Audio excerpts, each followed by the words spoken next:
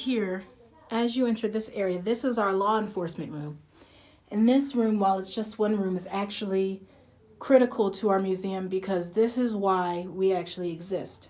Our director, Joseph Edward Jackson, when he was a corrections officer, ended up going to a law enforcement history museum with some coworkers. And while he was at the Law Enforcement History Museum, he discovered that there weren't many African American law enforcement figures featured. And so he decided for himself he would create a museum dedicated to the history of African Americans in law enforcement. So every time he got a little clip or a little article, he'd collect them. And he wanted to make this lovely display here. And he also asked for badges from different police precincts across, the country. And he also collected different cars because he enjoyed that. Yes, so little cars here.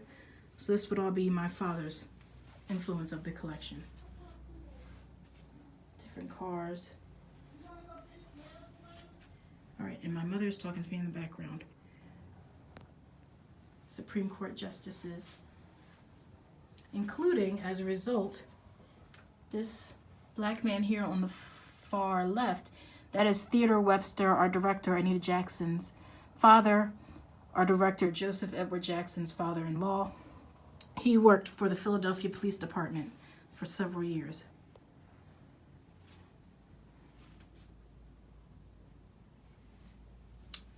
And here we have something with the Atlanta PD when they first integrated in the 1940s. But believe it or not, those officers were told if they found a white criminal in the midst of crime, they were not allowed to arrest them.